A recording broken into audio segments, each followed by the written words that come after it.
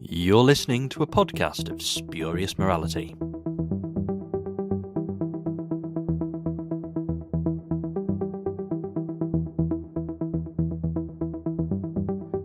Hello and welcome to a podcast of spurious morality. I'm Johnstone, and with me this week I have Gareth.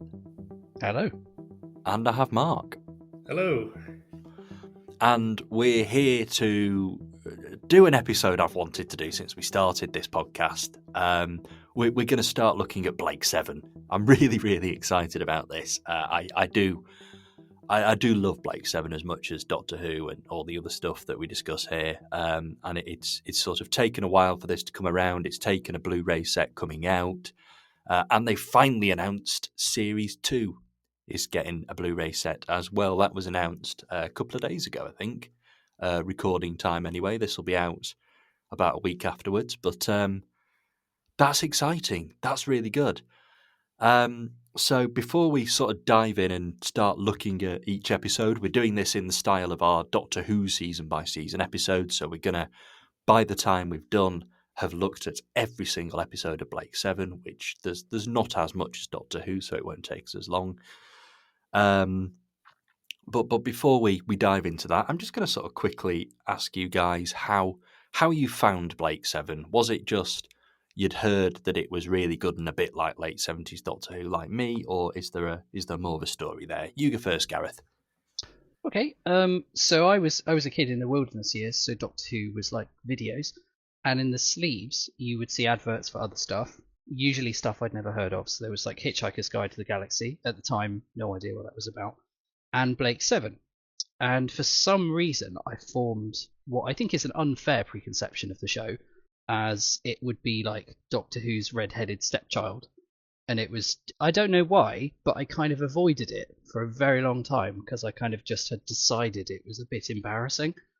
Maybe it's like second-hand embarrassment from Doctor Who, I don't know, because we all know Doctor Who's a bit silly. I eventually made myself watch it, and I'll be brutally honest, it wasn't until well into my 30s that I cracked open the DVDs. So for this rewatch, for most of these episodes, it's a second viewing for these episodes. So I would say I am fond of Blake 7, still kind of curious about it, maybe a little bit more agnostic than you, but open to persuasion. And hopefully some persuading will be done over the course of these episodes then. What about you, Mark? Yeah, in my case, it's a not dissimilar story. Very much I had in mind that thing of Doctor Who being their first, being the first love, and then it was exactly that same thing of, Blake 7 gradually creeping into the awareness via things like the back of the VHS cases, and also, and this is how old I am, pre-internet, there used to be this thing called the John Fitton mail order catalogue, which listed all the sci-fi available things, mostly Doctor Who stuff. But there were other things, and Blake 7 would have been mentioned in there. At that stage, I think some VHSs had come out, but they were like chopped down episodes in released in batches of 3 or something like that. And then I didn't really get to those for a long time. But I think the thing that sort of all made it click into place for me, where I thought I absolutely have to track this stuff down and watch it, was in the sixth form common room when I was nearing the end of my secondary school at the time. Obviously, a friend of mine to whom I'd been lending the Doctor Who VHSs said he'd watched one with his father the night before, and his dad had said, "Have you? Has Mark seen Blake 7? Like, is he aware of Blake 7? Because I think he'd really like it." And although it was sort of in there in my consciousness from just having seen these mentions of it, I'd never really thought about what it was exactly.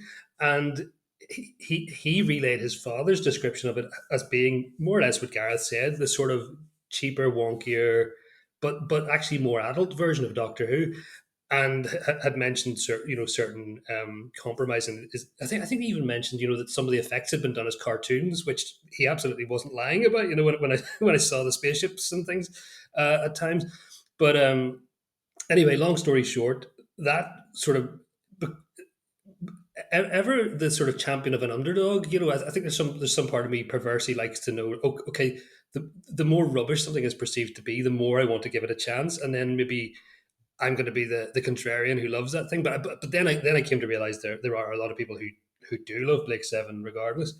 And the final thing was that I finally got seeing it via UK Gold in the late '90s. Um, Bumped into it on a Sunday morning, and by that stage they were showing season D or series 4, whatever way you want to call that. And so that I think the first episode I saw was Animal, and I watched it right through every Sunday from there to the very end.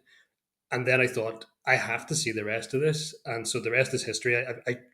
Not long afterwards, I think around the early 2000s, those full box sets of VHSs started to come out, and I remember watching like doing season 1. I just absolutely just going through those like over one Christmas, just one after another, just absolutely devouring those. So it became, it's a show that sits very close to my heart.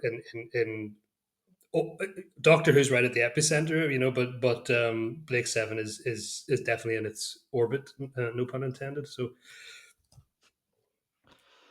See, I'm sort of fairly similar. Obviously, being a wee bit younger, I kind of missed the VHS era. They were very much out on DVD before I got round to watching them. But I'd always been aware of it. I couldn't possibly tell you where my awareness of Blake Seven sort of came from. I knew it was made by a lot of the same people that made Doctor Who at around the same time. I knew that it was full of Doctor Who actors, and I knew how it ended as well. It probably popped up on one of these greatest ever TV ending ever type shows. But I for some reason never watched it.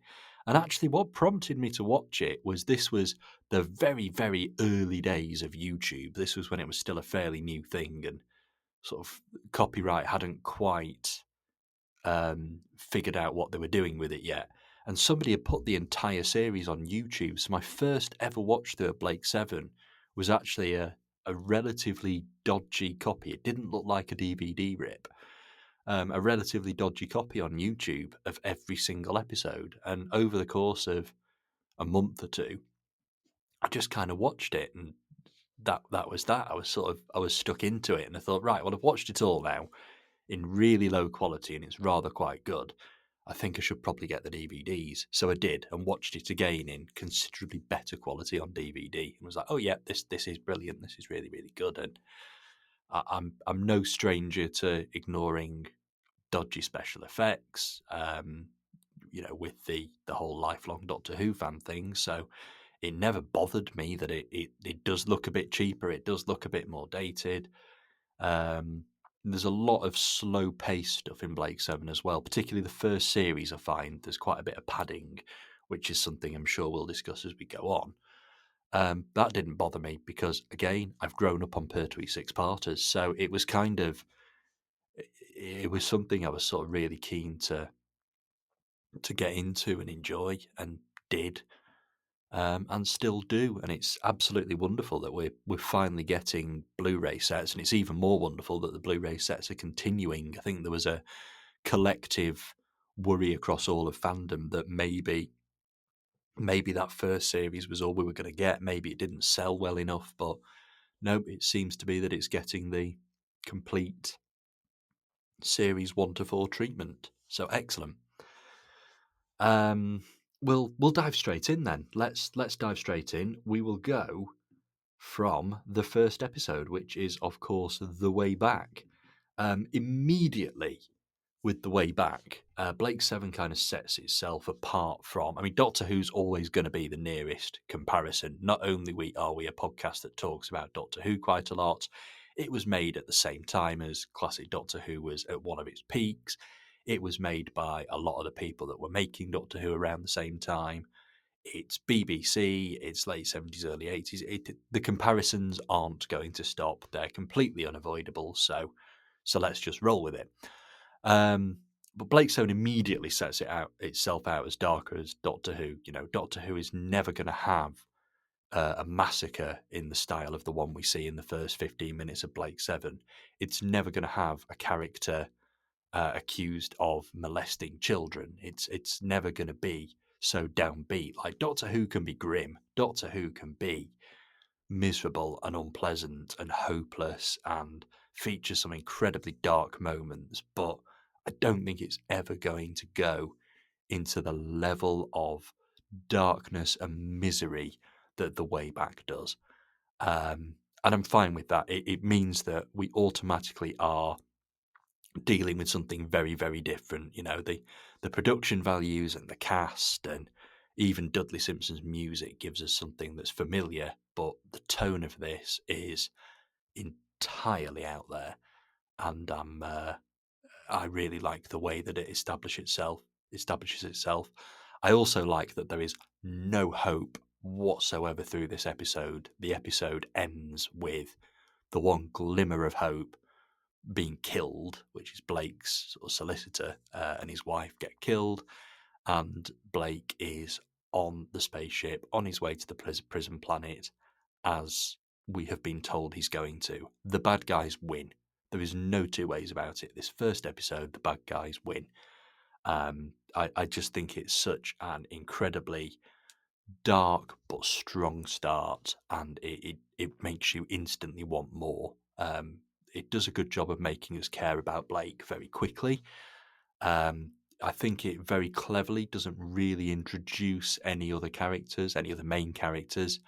You know, we have Villa and Jenna pop up for a scene or two between them, but they're not members of the Seven yet. They are just people that happen to be in a similar situation to Blake at that time.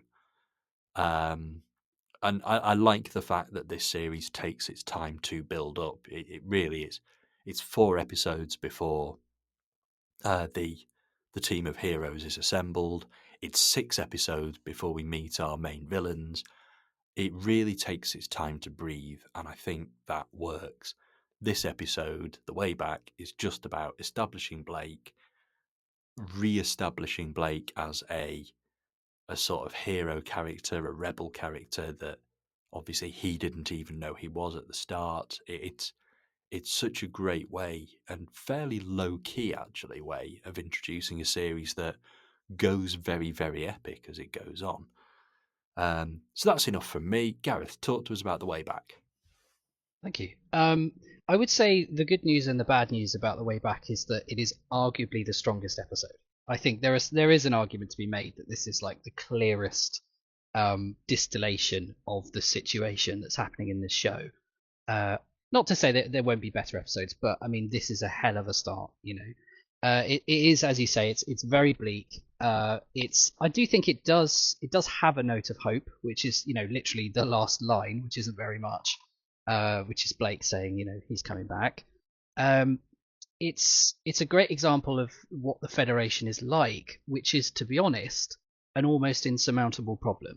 Like, if you know how the show ends, which, to be honest, most people who've heard of the show know how it ends, then watching this first episode, you are kind of like, well, yeah, because we don't have like a big bad villain. You know, we don't have a Servalan or an Emperor Palpatine or anything. What we've got bureaucracy, and we've got people who are just following this stuff. And we do find out that Blake and a lot of the citizens are essentially being drugged to some extent to be more passive. They're being mollified, which I think is something that maybe they don't explore as much as they could do. But it's clear that's why Blake is, you know, so happy with so okay with the status quo.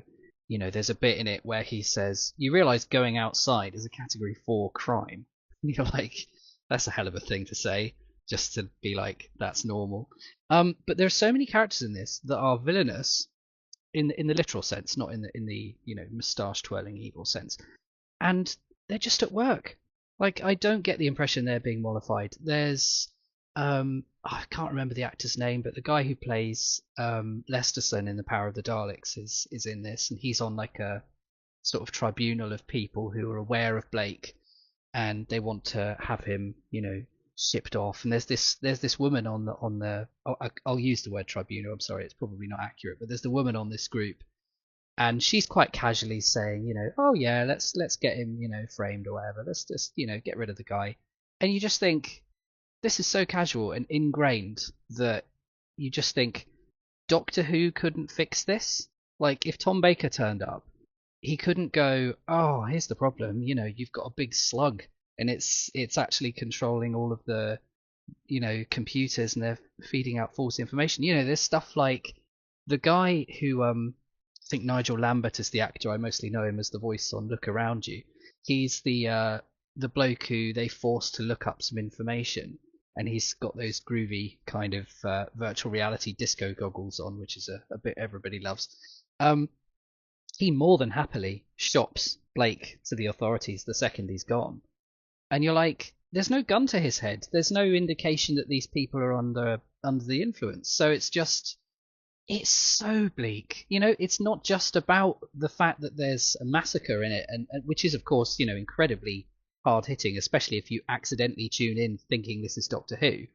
But it's just this atmosphere of just like, that's what it's like. That's the world he's in. And it's just, my God, I mean, I genuinely don't know at this point in the series what he could possibly hope to achieve. He needs so much reform.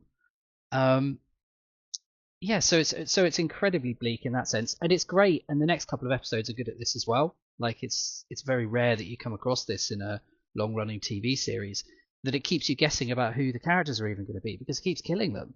So you've got this guy who is willing to believe that Blake has been framed for these awful crimes, and he's killed, and not just killed, screen. So we don't even see that. We just, matter-of-factly show his wife who didn't do anything, dead. And you think, as well as that, and I'll try to stop going on in a sec, the characters in this, who I kind of describe as like, normal villainous, we don't see them again. I'm pretty sure that's the case for at least most of them. These are not presented as your villains who we're going to revisit. These are just, well, that's the staff who were on that Tuesday. So yeah, just the stakes of this are so high, and just impossibly high, really, that it's a real mission statement to kind of go, yeah, beat this, Blake. What are you going to do about that? Yeah, and I will just very quickly mention, this will probably be worth mentioning on all the episodes. I've watched the updated special effects on the Blu-ray. They look great. They're not ostentatious. They are very in keeping with the show, but they've also done model shots. So they've kind of bridged the gap. Like, the model shots in the original show looked good, but whenever you'd cut to, like, as Mark says, the kind of cartoon spaceships, that wouldn't look great. It would kind of break disbelief a little bit. I'm sure it's fine for the time, but there is that disconnect. Here, they've really bridged the gap a lot. The models look great. I think the CGI is not showy. It's it's very in keeping. You might almost be fooled when you're watching it and just kind of go, oh, it looked good for the time, didn't it? But yeah, incredible, very strong opening, and yeah, just the nerve of it to not set everything up, to just go, here's the general situation. I'm very impressed by that.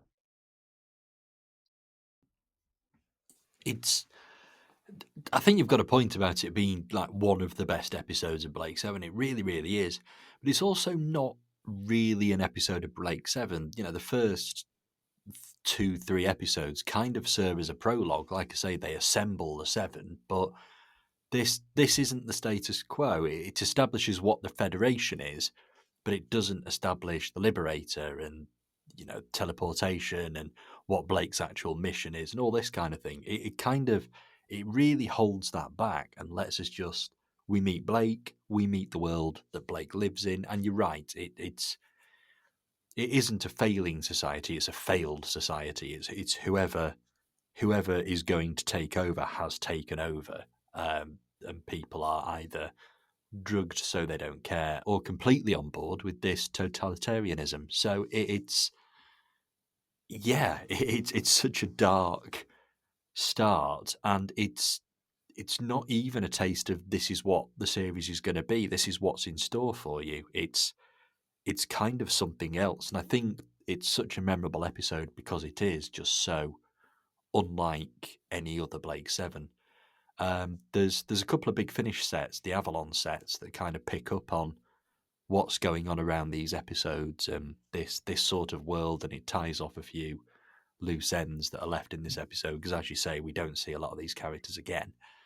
And I quite like the fact that they do that. It's Big Finish playing with continuity and tying up loose ends in a good way.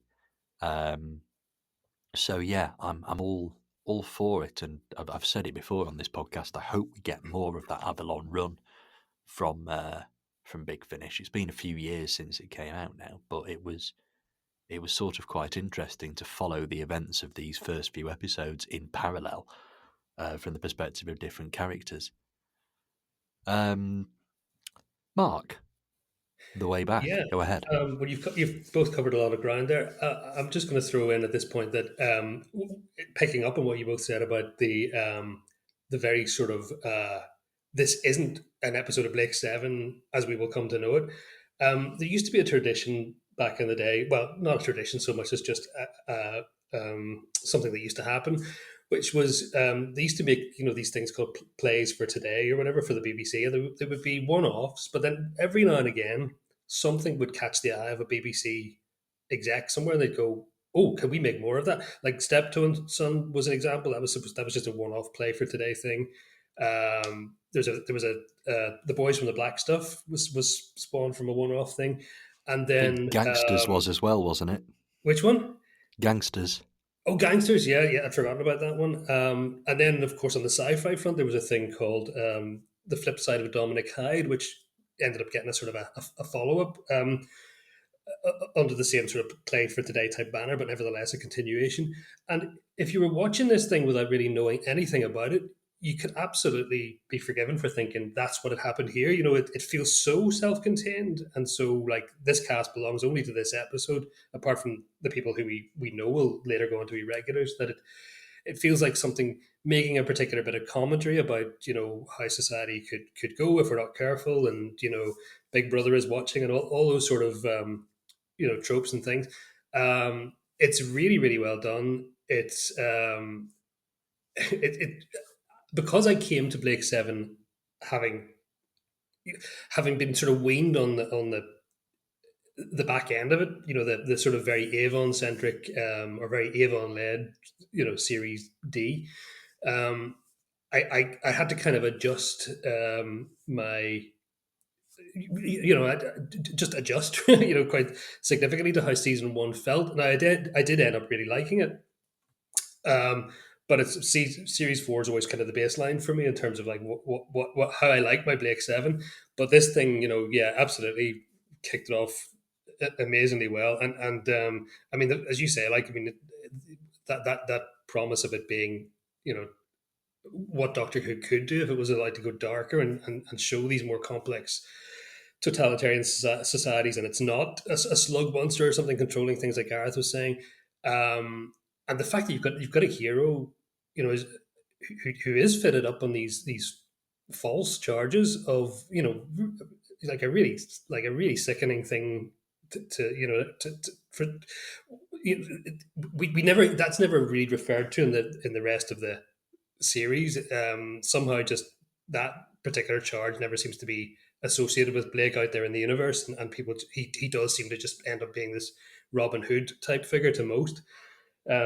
Thank God, because you wouldn't want regular references to him having to defend defend himself against that charge that everybody and his dog seems to know about, and going, oh, did you really do that? And then anyway, but yeah, so but belonging to this first episode, it feels absolutely appropriate to the conditions, and then his sort of court-appointed lawyer guy there, the fact that he even goes and investigates at all feels very anomalous for the society. He's an unusual man, he's somebody with a bit of moral backbone, in a sea of otherwise just tranquilized people happy to go about inside the dome and do whatever to make an easy life for themselves. And so it's the system that Blake's fighting. The very end, this has just one of the best closing lines to any introductory episode to anything ever. This is the one bit where I suppose, is the tell that it's not a one-off play for today.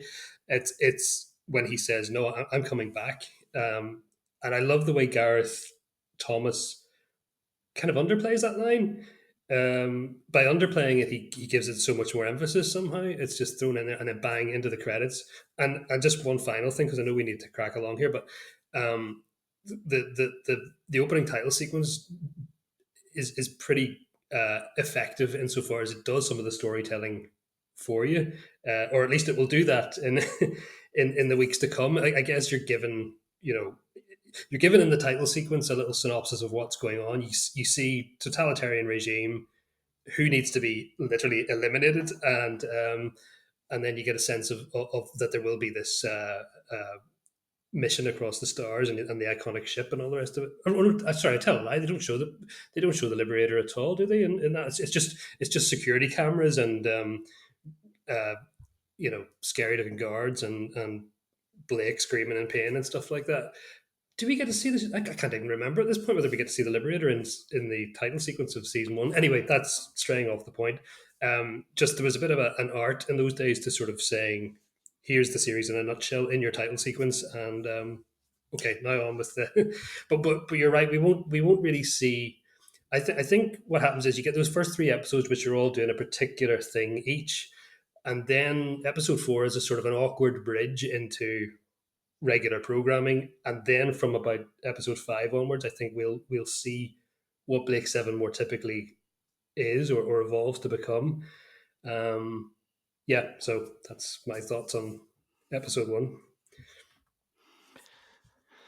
It's quite interesting how it is a sort of, it feels fast paced because every episode is doing something different at this stage, and the way back an awful lot happens. It doesn't lull. We don't have endless scenes of them steering the Liberator to a certain angle to dock within the ship or something like that. It just keeps moving, it keeps going, and I love the way it does sort of cut off with the lawyer just being killed, um, and sort of the good guys don't win, and we have that defiant "I'm coming back," and then we move on to episode 2, Spacefall, and it we don't really see any sign of him coming back.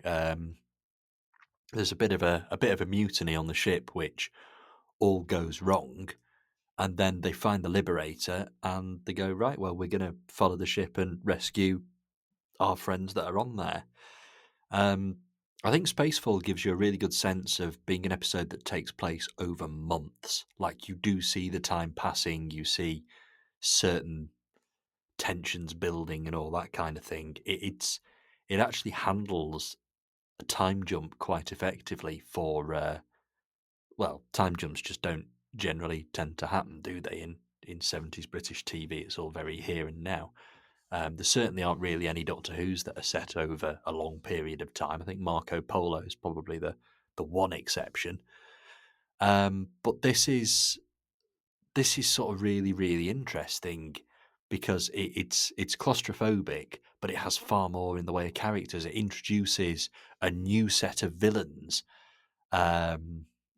and they're not really villains; they're just the ship's crew. One of them, Raker's a particularly nasty piece of work, but he's just part of the Federation. Again, he's just doing his job. He just happens to be the person that's on that ship that's responsible for making sure the prisoners all behave themselves. We get introduced to Avon. That's the big thing about this episode. We meet Gan as well, who kind of just, he is what Jenna and Villa were in the first episode. He's just there. He's just another character in this. Whereas Avon immediately becomes a significant character from the moment the episode starts. We kind of go, here's a new guy. He's going to make things a little bit different. And obviously at the time, I don't think even the people making it realised how significant a character Avon would become. He's just another prisoner on the ship at this point. He's given a bit of an interesting backstory, but it's so's Gan, so's Villa, so's Jenna. It's all fairly par for the course. There are some great performances in this episode. I think Leslie Schofield, I think, as Raker, who is the nasty piece of work I mentioned before. Absolutely brilliant. Like, genuinely gets the whole nasty Federation sadist getting on with his job nice and efficiently thing. It gets it across so perfectly well. One of the great villains that we see in Blake 7. I think the fact that he's not discussed more often is purely down to the fact that he appears in this and that's it. He's dead by the end of the episode. It's really, really good to sort of see the grimness carrying on. We have characters that we kind of think, oh, maybe they're going to be major characters moving on, and they end up getting killed in some pretty gruesome ways in some cases. Like there's one character who gets trapped in the workings of the spaceship and essentially crushed, suffocated, take your pick to death by quick setting emergency hull sealing foam. That's a pretty grim way to go. So yeah, it's the pretty dark tone has carried on. I think I said you'd never get the way back in Doctor Who. I think Spacefall probably is something you get in Doctor Who. Actually, there are bits in there that are kind of reminiscent of the Daleks executing slaves in Destiny of the Daleks. You've got Raker executing prisoners on the ship and that kind of thing. So I think maybe we are more into tonally similar territory to Doctor Who here. We've had some pretty nasty spaceship commanders, base commanders, or whatever, but I still think it has that unique Blake 7 sort of twist to it. So Gareth, go ahead.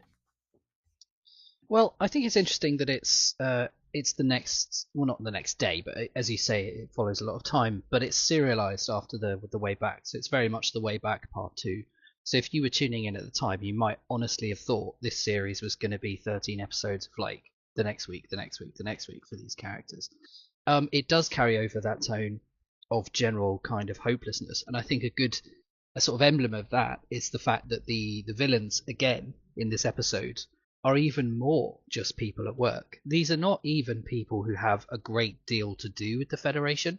So you've got the guy who's running the ship, genuinely a nice bloke. Like, he's such a nice bloke that he's obviously pained by the fact that he's got this lunatic on his staff who goes beyond the pale. And eventually, he hands himself in his report and says, "Yeah, I'm gonna dob you in, but I'm totally going to accept responsibility for it as well." We never find out exactly how that's going to go for this guy, but we're presented with a character who's basically quite nice. We've got a younger sort of underling character who's learning the ropes. He's studying for an exam. You get the impression he's full of potential. He's not necessarily a dodgy bloke, but he might go along with some things. But again, he doesn't feel like he's been controlled by the Federation to do this, that, and the other. So, it's characters like that kind of muddy the equation in an interesting way, because you think, well, what are we going to do about this person if he's convinced by his job that he needs to stop Blake? Then you've got Raker, who, it's interesting how everyone can remember that character's name. Like the other characters I can't remember, but him, and he's essentially a psychopath. I mean, he's just a violent individual who obviously enjoys the leeway that the Federation gives him. Like, he's aware of the rules and he's able to abuse them. And he's a dreadful presence. Again, though, I kind of feel like this is just an awful guy. Like, if he wasn't in the Federation, and we'll meet people in the next episode who aren't and are quite capable of being, evil per se. Raker is just a rotten apple. It's kind of bombarding Blake with these examples of, well, here are problems where again you can't kill an Emperor Palpatine and sort this out. This person is like this. So I think it's really interesting, like human drama stuff, to go, there are just complicated people out there. Some of them are all right. Some of them could go either way. Some of them are dreadful. So yeah, it's we're still not really sure what exactly he's going to fight against. And in the course of the story, as you mentioned, the mutiny happens, and it doesn't go very well. So Raker is able to manipulate the situation, and particularly Blake's, sensibilities, to go, right, well, I'll just start killing hostages then. And I think that's a good point, that it is a little bit like Doctor Who. Frankly, the Doctor does tend to wind up in prison a couple of times over the course of the show, so this is something you could imagine more or less happening. Jenna, who I think is briefly introduced in the first episode, and in this one, I think that's true. Sorry if that's incorrect. She has some more stuff to do here because Raker is kind of trying to have his way with her. And I think, horrible as it is, it's some of the best material that she gets in the show, because she gets to really stand on her own 2 feet and tell this guy to do one. And yeah, we gradually meet the rest of the crew, well, some of the rest of the crew, and it's still very embryonic. Like you mentioned, the guy who dies in the walls is firstly horrifying. Secondly, I don't think they really mention him again after that. So you get the impression that if, for example, Gan, if he fell down a manhole or something, or, Villa accidentally tripped out of an airlock, no one's going to cry about it, because they don't know who these people are, and it's that kind of universe. So it's doing a really good job still of applying that kind of basic, the world isn't very nice actually logic to even the characters we're introducing. So through the course of it, we meet Gan, and he basically, presents himself as a surprisingly, given later developments, violent character. Jenna kind of comes into her own a bit, so you go, right, this is definitely someone we want on the team. Villa, who it's quite funny really. In the first episode, I think he presents himself as a bit more of a tough guy, and that facade very quickly drops. I think partly because Avon is around, and like you get the sense he wouldn't buy that. But Villa has this marvelous quality where, whether it was because of the actor or not, I don't know, but he either gets the funniest lines or he gets to feed the funniest lines. Like there's one in the first episode, he goes to Blake, "Friends in high places, can't you put a word in for me?" And Blake goes, "I'll try and think of one," which just that's like the level of Villa. But then you've got Avon, and he is the standout. And this is a character who is this incredibly quiet, unobtrusive kind of, I don't want to say nerd because that sounds derogatory, but like he's a computer guy, and he knows he's better at this stuff than anyone else, and that certainly includes Blake. So he's already got a plan. By the time they meet him, he has already considered selling everybody out. That is our first impression of the man, right? He's quite capable of going, this could work to my advantage. We could just jettison all of you. He doesn't do it because, as they point out, well, they'd have no reason to keep you around. So it's just a very interesting way to slowly introduce these characters in a very unobtrusive way, in a kind of, well, maybe they'll stick around, maybe we'll kill them next week. That's a great kind of tension. The only thing about the episode that really feels a little bit clunky is the introduction of the Liberator, which I feel like is very much a bit of business that they just kind of need to tick off. They're like, right, we know they need a spaceship, they need a TARDIS equivalent, if you will. So that the prison ship just comes across this incredible spaceship. And they do manage to mine some drama out of this. And, Blake, having completely failed with the mutiny, like really belly flopped, and that's important, by the way, in the series, because you're going, he's not good at this. Like, he could be. He has been before. He doesn't really remember that. But he's not there yet. In acquiring the Liberator, they are able to kind of, flick up a V sign at the bad guys on the prison ship, and by definition the Federation as well. And they get aboard the Liberator, and even then we're still not done, because they want to go to Cygnus Alpha, rescue who they can out of the crew, which is a lot more proactive than the first episode. I'm coming back. It's more of a statement, but again, it's that similar kind of ending where it's like, we're not done, we've got work to do. And the Liberator is very interesting, but at the same time, I do have a slightly hard time kind of ignoring the fact that they just luck into it. But at the same time, that's kind of where they are as rebels. They're not good at stuff. They kind of need a hand.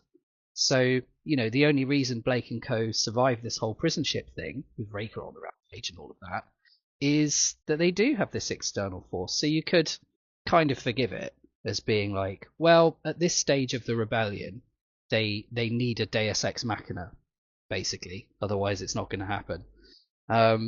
So yeah, I always think of Spaceball quite fondly as being like more of the same in the best way of the way back. But yeah, it does an awful lot of heavy lifting and like busy work to get the show a bit more into shape. But I think with the whole Raker thing, it manages to feel like it's actually doing something with the characters.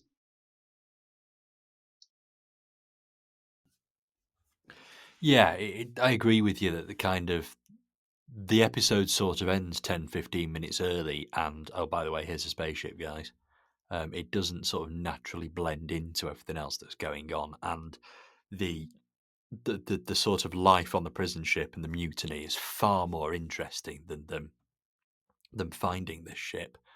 But we had to get them off the prison ship and onto the Liberator somehow, and I'm not unhappy with the way that it goes. I think there is some interesting sort of structural story type stuff going on in this season. I think the fact that it's all one writer trying to push out the whole thing, it's all Terry Nation in series one, kind of contributes towards that.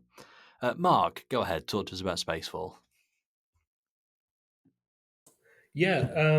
So that thing you mentioned at the outset, Johnson, about the episode playing out over several months, it didn't occur to me for ages until a bit of a niche reference, but I know one you'll both get because you both, I think definitely you, Johnson, and I think Gareth as well, have heard the Caldor City stuff, and there's a there's a sort of a little coda episode of the Caldor City range, which sort of kind of overlaps a bit with the Blake Seven universe, and in that.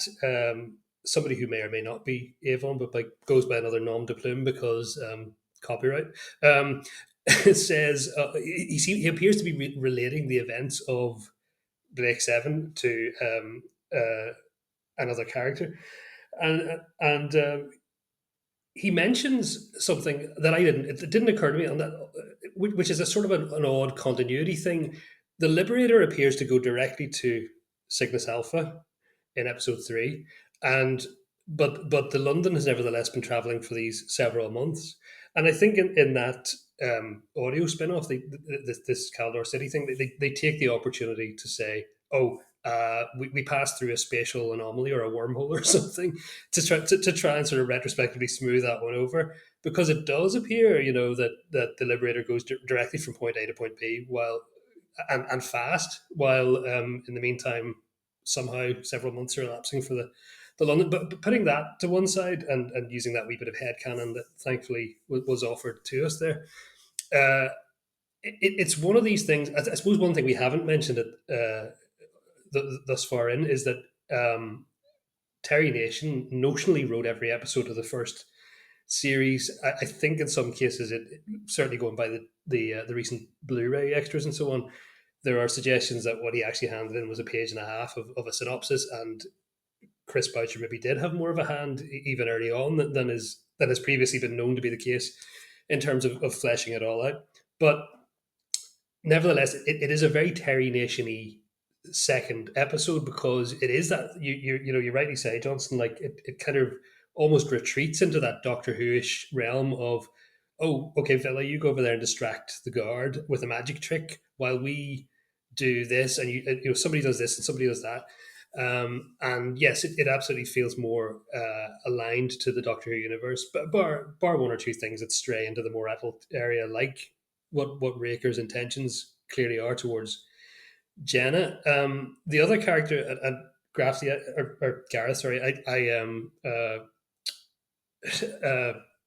I have the same thing where comparatively I see the captain as a nice guy, but it's interesting that in this universe, our standard of a nice guy is basically somebody who will still turn around to Raker and say, like, I think I know what you're going to get up to here, but can you just, for God's sake, be discreet to give me an easy life? He's not he's not virtuous. He's just worn down and not as bad as the other guy. But yeah, so what else? Oh yeah, the Avon arriving is the absolute godsend of this episode, because I think it is, for me, it's kind of the probably one of the two least interesting episodes of the first season for me. Just because it feels a wee bit like more of the same, and it feels like we're treading water to get to the Liberator and getting things going in terms of the regular format. Avon is just brilliant from the word go. And these characters really do arrive like fully, they feel very fully formed from the outset.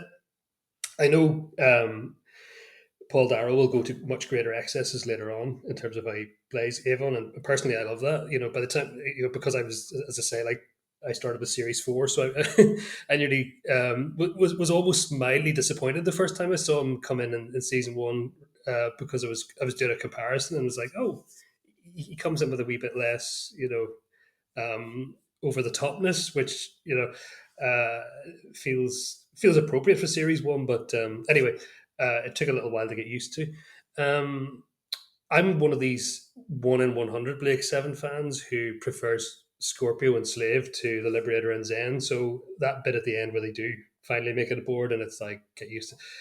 I kind of was like, okay, it's not as interesting to me as the other setup. But I gradually warmed to the Liberator and Zen over time. But I always have that residual feeling when I'm watching Spacefall that yeah, it's just like there's just part of me just wants to be like, oh, get on with it.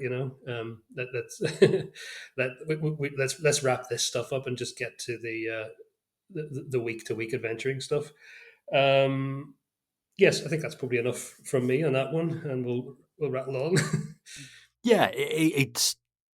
I guess it is kind of more of the same, but I kind of like how this zeroes down on one nasty character. This zeroes down on Reiko, whereas the first episode we've got a nasty establishment and a lot of people working within that. I think that zeroing in and sort of showing the kind of person the Federation breeds and enables in Reika is quite effective, and it's Blake works well with a nemesis. Like, I know we get Travis in a few episodes' time, but at this point, Reika's just a nice little one-off nemesis for Blake to play against, and I think that works pretty well. Third episode then is Cygnus Alpha. We're carrying on with the sort of serialized nature. This is kind of the last one in what I guess is an opening 3-parter. We've arrived at the prison planet. We have the Liberator, and the first mission of the Liberator's crew, which is Blake, Jenna, and Avon at this point, is to recruit some more people, rescue their fellow prisoners. Meanwhile, on Cygnus Alpha, there's some weird sci-fi religion stuff going on. Brian Blessed is being Brian Blessed. Pamela Salem fancies Gan for some reason, and it just sort of falls into less than great episode of Doctor Who territory, I have to admit.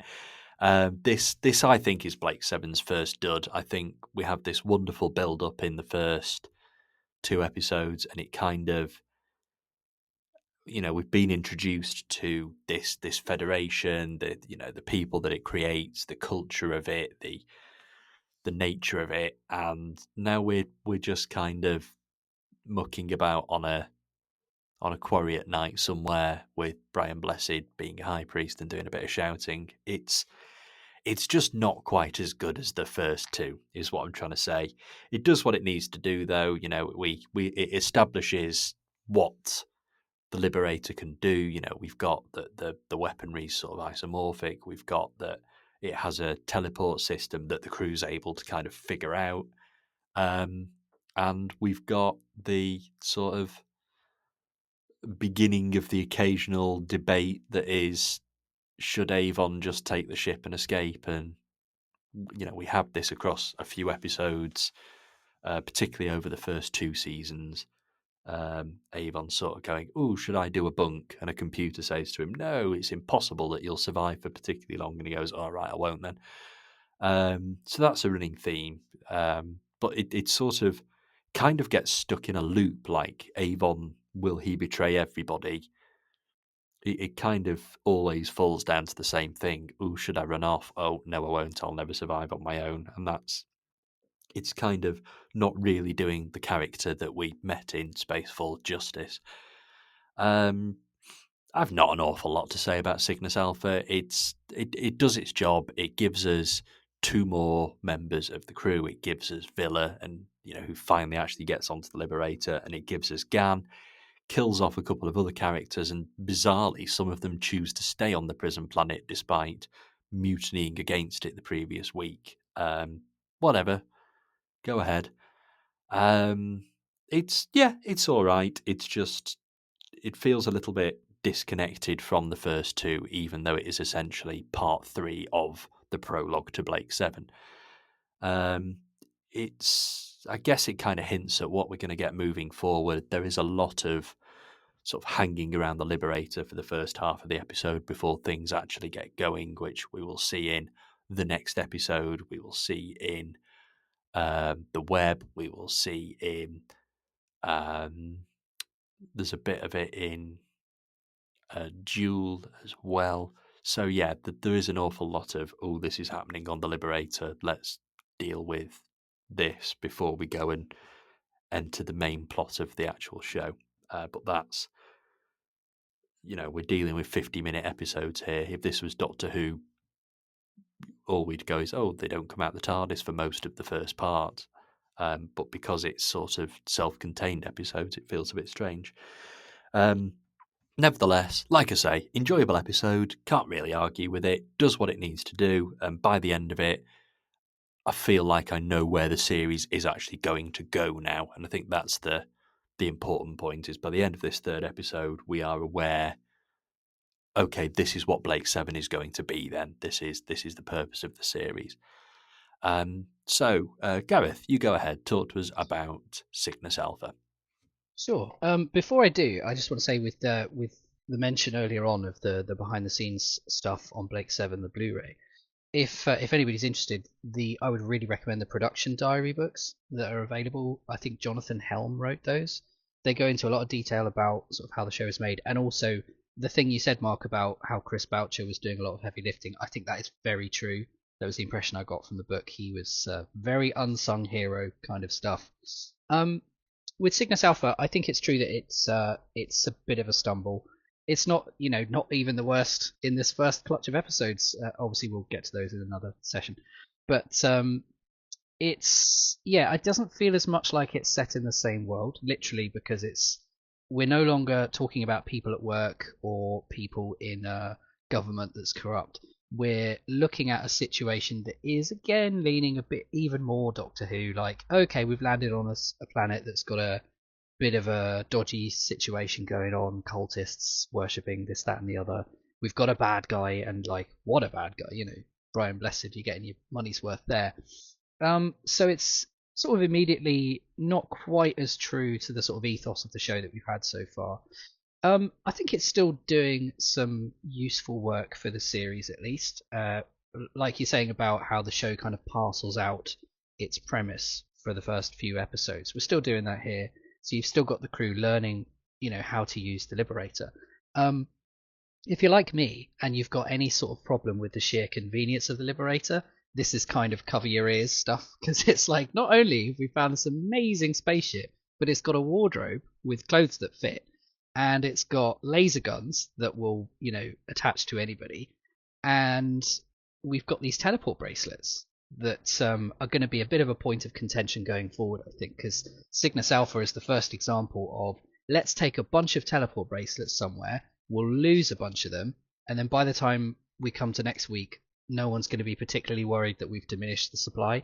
To be honest, the Liberator is magic enough that I suppose it could be just regenerating them, so to speak. But that's always kind of annoys me. There's a bit in this specifically where Brian Blessed is kind of trying to put the thumb screws on Blake by literally just crushing these teleport bracelets to kind of go, yeah, you're not the big powerful man.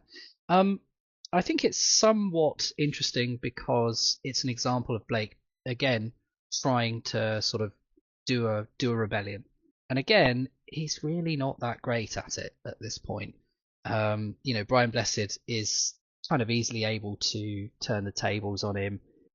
He's got a power play going on where he tells I think he poisons the people with food and drink, convinces them that they've got a disease that only his medicine will fix, and then just keeps them ill so they don't leave. That's definitely a weak point of the story, I think, because I think I'm right in saying, Blake just goes along to see the rest of the gang now they're in a big cell. And you see Gan kind of acting a bit silly, to be honest, sort of going, oh, I'm really ill now. Oh, I guess we can't leave. And you kind of think, I've not seen any evidence that anyone's ill. Like, I don't know if they could stretch the budget that far, but it really felt a bit kind of tell, don't show there. And that's not the only aspect to it. You mentioned Pamela Salem. who obviously wonderful actress, and she's in this as one of the kind of, I suppose, cult, for want of a better word, characters on this planet. And she obviously takes an instant shine to Gan, and that kind of carries through the episode right until the end. And then she just gets killed off, and you kind of go, what was that about? Like, and it's not as if, we're all grown ups. You don't really need an explanation for why one character is interested in another character. But in scripted television, that's something you should do something with. It's not like she, rescues Gan at the last minute. It just kind of sits there and doesn't really do anything. The situation of this planet is tenuously related to the Federation. It's the Federation's fault this has happened. This is like a prison colony gone out of hand over generations. So there is an argument to be made that this is still Federation storytelling, but it just feels like a random colony planet. What I do like is that, again, we're in a situation where Blake and co could be picking up crew members. They essentially don't, because almost all of them either die or, as you say, just decide to stick around. One of them is a character actor called David Ryle, who I was just really surprised to see in this small role. He's a very interesting actor. He's usually in period dramas and things. But so there's really nothing much of value going on the planet. But you've got to admire the kind of cleverness, the sort of meta-accidental cleverness of Avon to be like, I'm not wasting my time with that. So he just stays on the ship and, does what he does. And there's a good scene where, I think it's a good scene, where he says to Jenna, look, we can just take these jewels and go, screw this. And I think, although that is something that will be overdone, I think at this stage of the show, it's important, and I think it's interesting, to kind of battle for Avon's soul, to kind of go, is he someone who even gives a damn about this so-called mission they're all on? Because he didn't sign up for this. He didn't want to go to Cygnus Alpha, but he's not rebelling. That's not why he was arrested. So I think, that moment, and it certainly won't be the last, was an interesting kind of indicator of where he's at. So like episode 2, he's already going to sell them all out, and then he decides, oh, right, it won't work. This week, tentatively, he's going along with it, but he decides, okay, fine, Jenna's not that up for it, so I guess we won't. So that's kind of interesting, but yeah, I agree, there's not really a lot else happening. You do get a Brian Blessed performance, and I think Brian Blessed is a very underrated actor. He can do subtle, he can do careful, he's always known for this shouting stuff. That's not all he is, but this is a shouty one. So it's that's not a bad thing, but it's a little bit, this is not as interesting to me as like bureaucrats in a dreadful system. So yeah, it's not an episode I feel strongly about in any direction, to be honest. I kind of like that there is a part 3 to this story, and I like that there's this triptych story at the beginning of Blake 7. But this is the first time in the series where you go, oh, actually, maybe it won't always be, an interesting drama that you couldn't do in Doctor Who. Bit wonky, but anyway, that's where I am with it. I think it's, increasingly, we've moved into serialized television territory. All of the biggest series are now ongoing serials. There isn't like a weekly incident, monster of the week type thing. Doctor Who kind of bucks that trend. And, even then, Doctor Who has recently lent more into serialized storytelling. Even though the 60th anniversary specials were 3 separate stories, they all led into each other. It was kind of, it felt serialized. Flux obviously was one big 6-parter and all this kind of thing. And I think it's very easy to forget that Blake 7 was never meant to be serialized. It just happens to be that the first few episodes are. But the nature of the way TV was made back then, you needed your monster of the week type thing, which we're going to see a bit of moving forward. And this is kind of a bit of a carrying on the serial, but also monster of the week type hybrid, which there's got to be room for. And again, series 2 of Blake 7, which I know we're quite a way off yet, there's a very strong arc running through that series, but we still have incident, monster, whatever of the week, pretty much all the way through. There are very, very few episodes that are almost completely dedicated to the ongoing storyline. So, Mark, talk to us about Cygnus Alpha. Okay, well, you described Cygnus Alpha there a short time ago, Johnson, as being a bit of a dud, and I tend to disagree with that. But it's interesting that you, because I've been having my own. I think this has happened to me a few times because my rewatches of Blake Seven are more spaced out than my um, rewatches of Doctor Who, which is more or less just an ongoing life project, you know. And so when I do come back to them, I have this notion in my head that there are dud ones, and I sort of tend to misremember where the duds are. And I had a feeling that I think for me, episode two is the one. Episode two and episode four, which I know we'll get to shortly. That those two feel like the weakest to me. Episode three, I can see why it looks a bit sort of throwaway and irrelevant and so on. But despite completing this sort of trilogy thing, but I think it does a couple of interesting things. First of all, it in a series that's going to continue for as long as it intended to. Um, it needs to set up a sense that you can have. It's already set up a sense that you have these the Federation, right, and you have these Federation worlds. But then this is maybe the first instance of what you might call like Federation adjacent worlds. Like they're slightly to the left of the Federation. You know, they're on a very long leash, as it were. You know, and there's stuff going on there that's just a little ecosystem of that own planet that that wee society has kind of crept in where Brian Blessed is able to take control and have his acolytes and all the rest of it. And it's also doing an ongoing thing, I guess, that episode two also touched on, which was there's this ongoing guessing game of like, well, the program's called Blake Seven. Who are the seven? Who can you spot in this week's episode that we think might be potentially joining the crew? Last week it was the guy that ended up stuck in the wall, so we could rule him out. This week, you know, maybe it's that guy that does seem to sort of forge a bit of you know, he has a bit of a fractious but ultimately you know, friendly attachment to Gan and Villa there, and that guy could become one of the seven. No, he stays behind. So there's an ongoing game alongside this business of showing you the different formats and paths that the series could take, and obviously in future we'll also have missions. You know, we haven't yet got to the first instance of like, okay, Blake has decided on this week's mission. We're just purely getting to the let's assemble the team, let's survive this.